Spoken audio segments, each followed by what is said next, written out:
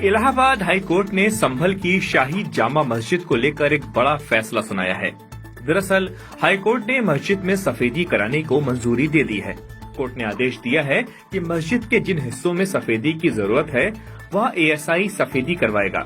ये काम 1 हफ्ते में पूरा करना होगा और इसका खर्च मस्जिद कमेटी उठाएगी। देखिए, ये जो संभल में कथित जामा मस्जिद है, इसका नोटिफिकेशन 1920 में हुआ था। 1920 में नोटिफिकेशन के बाद ये एएसआई के संरक्षण में एएसआई संरक्षित इमारत है।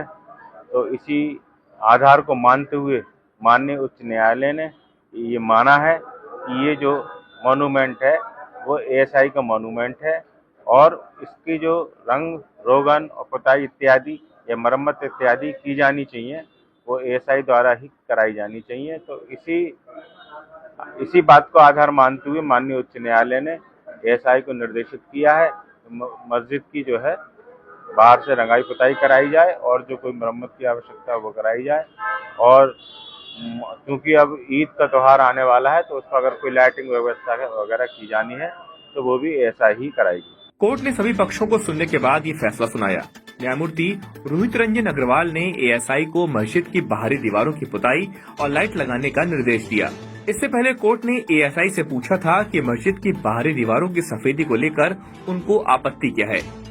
नहीं, ऐसा है, ये जो आदेश हुए हैं मस्जिद कमेटी द्वारा एएसआई को एक प्रत्यावेदन दिया गया था जिसमें रंगाई पुताई और मरम्मत की परमिशन मांगी गई थी। वो एएसआई ने उनकी मांग खारिज कर दी। उसके अगेंस्ट जो जामा मस्जिद कमेटी है वो उच्च न्यायालय गई थी। उच्च न्यायालय ने एक टीम गठित करके एएसआई को निर्देशित किया था कि वहाँ पे रखरखाव की क्या स्थिति है, रंगाई पुताई की आवश्यकता है या नहीं, इस संबंध में रिपोर्ट दाखिल करें। तो एएसआई ने अपनी रिपोर्ट दाखिल की थी। तो उसी आधार पर माननीय उच्च न्यायालय ने यह आदेश दिया है।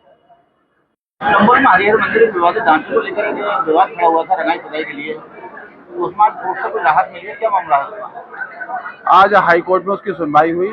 सुनवाई के बाद हाई कोर्ट ने उसमें ये आदेश किया है कि केवल विवादित ढांचे के बाहर की जो दीवारें हैं उस पर पुताई एएसआई के द्वारा कराई जाएगी और 1 हफ्ते के अंदर कराई जाएगी और ये मस्जिद कमेटी नहीं कराएगी, एएसआई अपने संरक्षण में कराएगी और जो भी खर्चा होगा वो मस्जिद कमेटी देगी इसमें। और अंदर की कोई भी चीज को छेड़छाड़ी नहीं की जाएगी। इसमें मतलब सिर्फ बाहरी रंगाई पुताई की जाएगी। बाहरी रंगाई पुताई के लिए आदेश हुए हैं और हाई कोर्ट ने जो भी आदेश दिए हैं उसका शब्द टू शब्द अनुपालन किया जाएगा।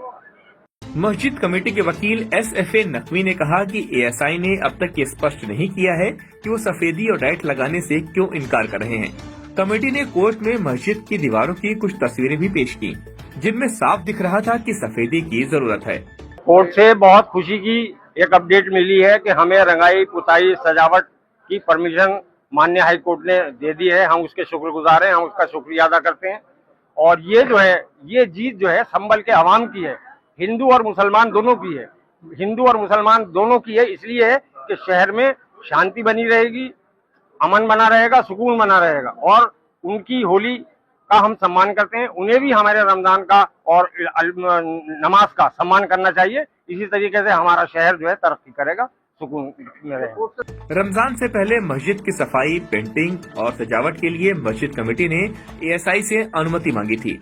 जब कोई जवाब नहीं मिला तो हाई कोर्ट में याचिका दायर की गई। कमेटी ने सुप्रीम कोर्ट के आदेश का हवाला दिया जिसमें धार्मिक स्थलों की सफाई और सजावट पर कोई रोक नहीं लगाई गई है। एएसआई और हम दोनों मिलकर ही पुताई कराएंगे उसकी। कब से शुरू हो जाएगी लगभग? अब देखिए 1-2 दिन में हम शुरू करने वाले हैं। 7 दिन के अंदर अंदर जैसा कि मुझे मालूम हुआ है पुताई शुरू करनी है। हमारा संदेश यही है कि पूरी तरीके से हिंदू भाइयों की होली का सम्मान करें और हिंदू भाइयों से भी मेरी अपील है कि वो भी हमारे नमाजियों का पूरा सम्मान करें। कहीं किसी तरह की कोई अप्रिय घटना नहीं होनी चाहिए और शहर में सुकून दोनों ही बनाएं, हिंदू भी और मुसलमान भी, यही अपील है। मस्जिद कमेटी के अध्यक्ष जफर अली ने बताया कि पहले भी मस्जिद की सफाई और सजावट बिना किसी रुकावट के होती थी, लेकिन 24 नवंबर को ही हिंसा के बाद स्थिति बदल गई। वे नहीं चाहते कि बिना इजाजत सफेदी करने से कोई विवाद हो, इसलिए उन्होंने एएसआई से मंजूरी लेना जरूरी समझा।